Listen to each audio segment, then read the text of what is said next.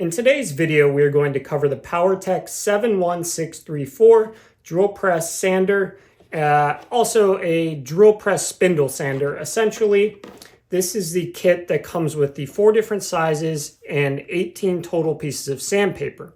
There are a variety of kit types on Amazon, but this one specifically is what we are going to cover. This kit has spindles which are 2.5 inches, allowing for much larger pieces of wood to be sanded and more space to sand on each piece of sandpaper. Now, unlike other kits, this kit comes with a spindle already in for every size. Some kits you have to change and move the internal foam padding to a single spindle over and over again. The benefit of this is that they are all currently having their own spindle. Now, the sizes included are 1/2 inch, 3/4, 1 inch, and 1 1/2 inch. They are slightly over that with the sandpaper on them. Included in the kit are 2 pieces of 80 grit and 120 grit for every size.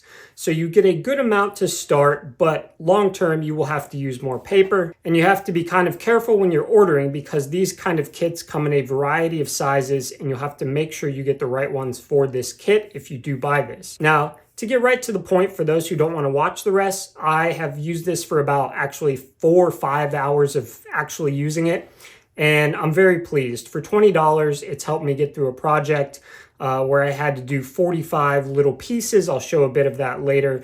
And I'd say give it an 8.5 out of 10. The sandpaper doesn't last super long, but it's PowerTech brand, essentially an off-brand. There are some other companies that sell replacement paper that may be nicer, but the cost is not as alluring. When you buy this kit, each spindle will come looking like this with the paper knot on it.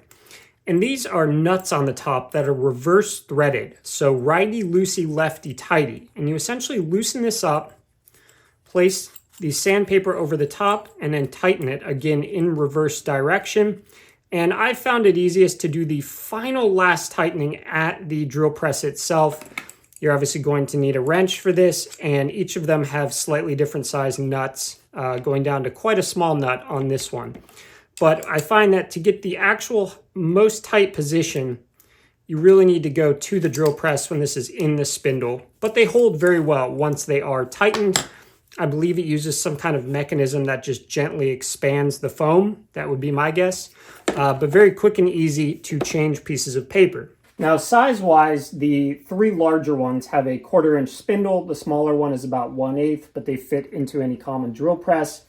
And you attach these just like you do any other drill bit. Now, take note, on all of these, they have a slight taper as you get towards the bottom here. So make sure to lock your drill press in somewhere up on this end and not on this very slight taper there, or it will not tighten all the way. If you have not done the final locking, I suggest doing it now, holding it and just giving it a slight little turn to the left, and that paper is not coming off. Now, as you can see, I decided to make an auxiliary table to use this with changeable inserts, and that's because I wanted to put my dust hose up to this. This does create very fine dust, and so I have a hole in the back where I can just slide my hose in and it sits right below this bit.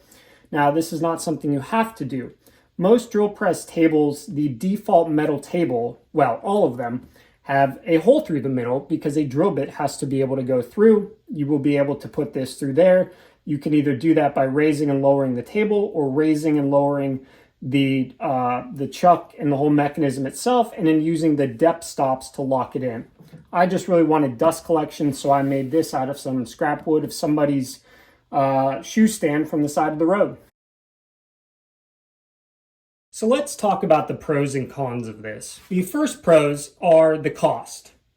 It is cheap. $20, and maybe you just have one project you need it for. That is not a big cost at all. I plan to use this for a lot of things, but the impetus to buying it was a specific project. I needed to make about 50 of these for drawer dividers, and while I could cut it out on my bandsaw pretty close, I really needed something that I could sand it to the final shape, and this has been perfect. The next pro is that, like I showed earlier, each of the sizes has its own spindle, so you don't have to go through the process of changing the size and removing the prior one from the spindle. These are just already on there. The inclusion of 80 grit and 120 grit allows for really good rough shaping. You're still going to have to do some final sanding at the end. They do sell 240 grit paper as well. The kit, including 4 different sizes, is very convenient because a lot of projects have different diameters, and being locked into any one size would be a significant problem. You're able to do small and large curves with this. And the final pro is that it works really well. This has worked incredibly well for me, especially at the cost. I do have some cons, but it's worked very well for me. So let's talk about the cons. The first is that I noticed in a few of the reviews, people talked about the spindles simply breaking off. Now, I'm going to guess that's due to them placing too much pressure on it, but you're also getting a product that's made in China, some factory, it's cheap. There's a good, chance that the quality control there is not spectacular, and you may end up with a bad kit, which of course you'll have to return in exchange for another one. The next con is that this is not great sandpaper. It does the job, but it doesn't last super long, especially if you don't have a way to clean it as it's going. I've just been hitting it with an air compressor every, once in a while when it gets clogged.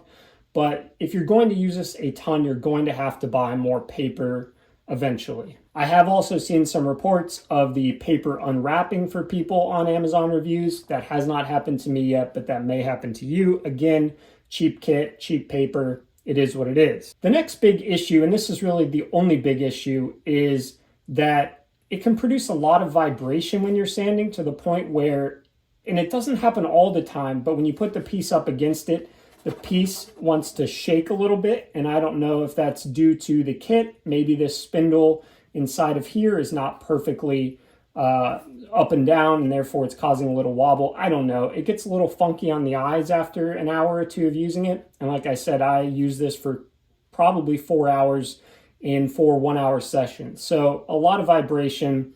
It's like minor short vibration. It's not like do do do do do.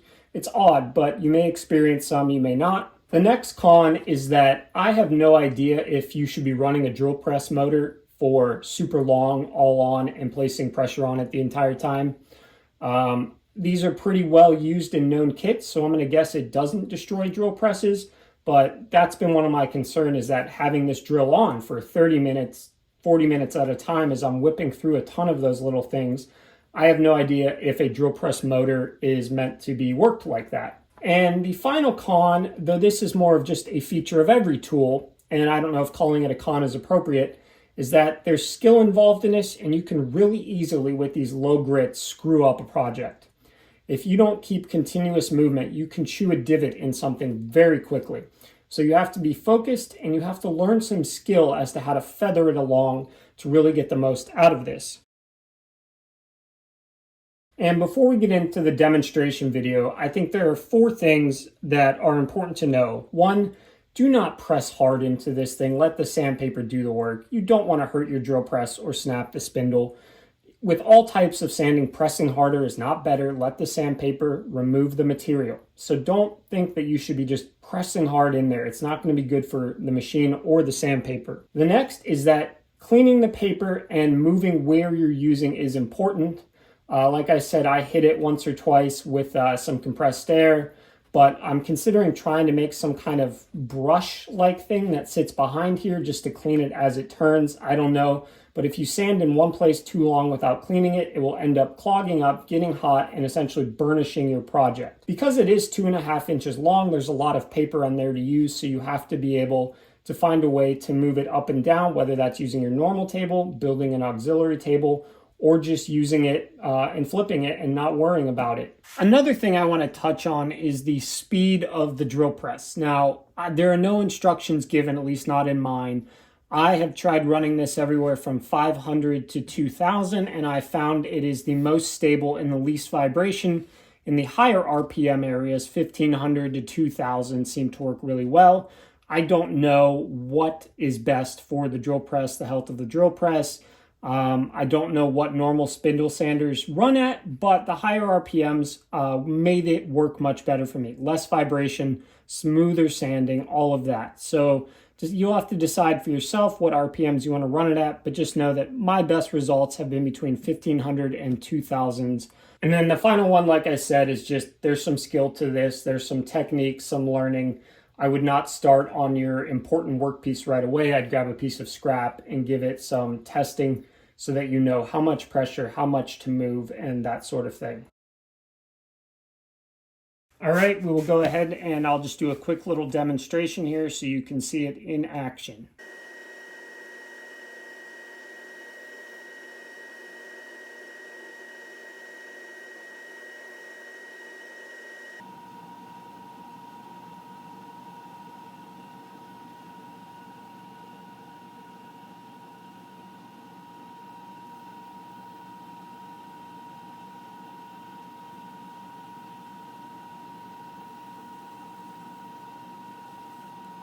Overall, I absolutely love this kit, the PowerTech 71634 drill press sanding kit. I think for the price, it provides a great variety of sizes.